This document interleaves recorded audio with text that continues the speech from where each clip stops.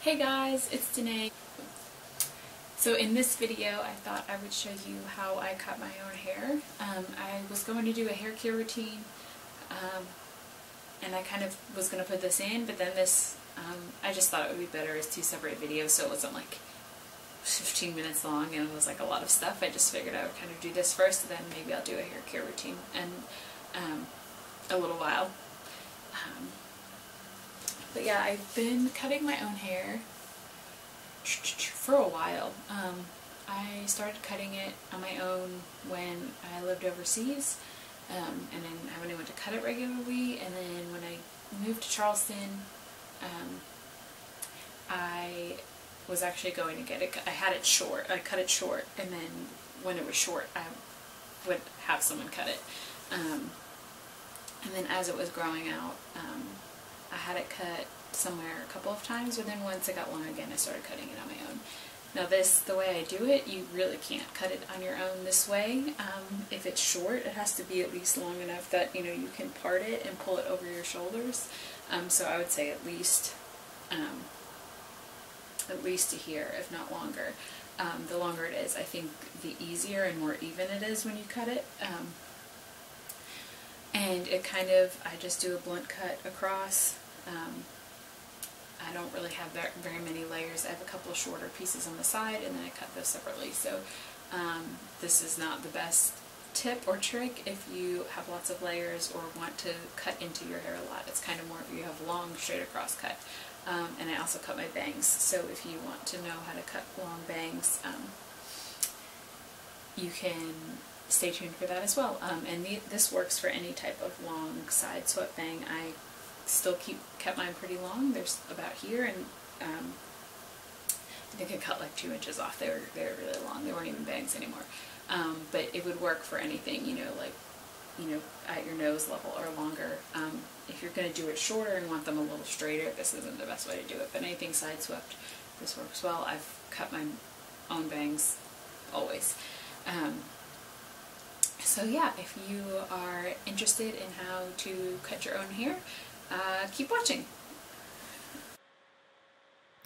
So first thing you want to do is make sure your hair is a little damp. Here I just wet the ends, but you could do it coming out of the shower and just let it air dry for a second. And then you want to part it as close to the center of your head, especially down the back, as you can. You can have someone do it so it's exact, or I just kind of guess my hair is long enough. And then I comb it out with a comb just to make sure all the tangles are out. I use the finer side of the comb so that it makes sure everything is really nice and straight and smooth, and there's no tangles that could make the length be a little off. Then you just want to brush it so that the hair that's closest to like the middle of the back of your head is in the middle, and then the hair from the front is on the outside. And I just put my fingers where I wanted to cut it, and then I just cut straight across. Make sure I get them all up, and then I'm just going to cut, kind of turn the scissors towards the hair and cut straight into it. I just go down across it 1 or 2 times. This just makes the cut not quite so blunt.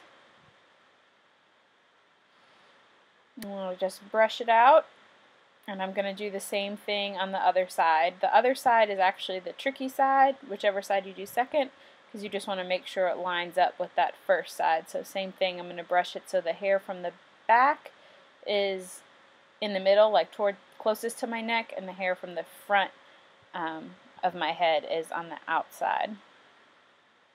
So I just kind of line them up, make sure they're as even as I can. And again, same thing, put my fingers right where I want to cut it. I just do a blunt cut first, and then go back and cut into it. And this also helps if your cut isn't perfectly straight. It just kind of helps make it not look uneven if it isn't 100% even. And I just kind of shake it out so I can see if there's any hair that I've missed, or hair that is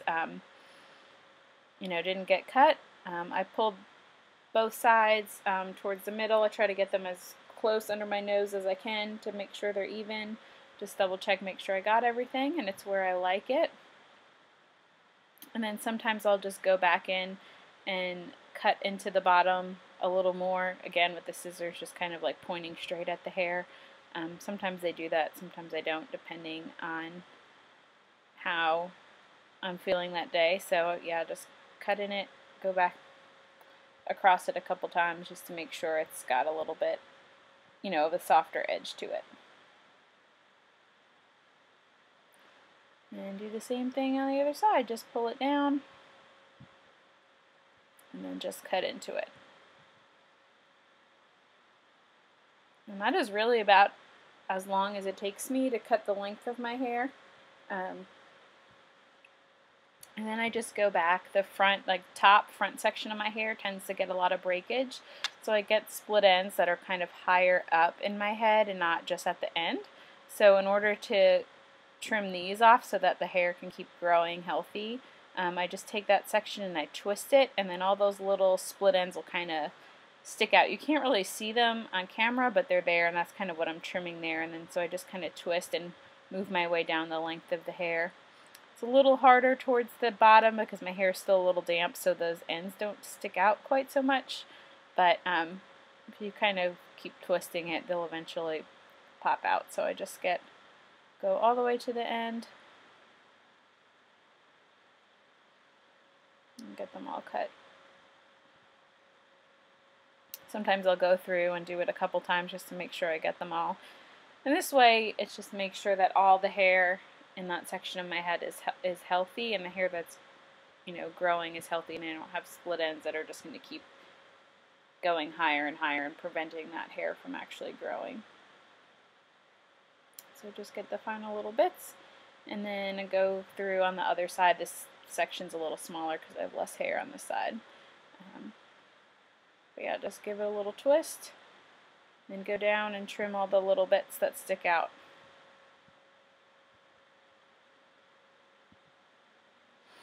And I find that this step has really helped my hair to just grow healthier because I am trimming all the split ends off, not just the ones at the very end of my hair.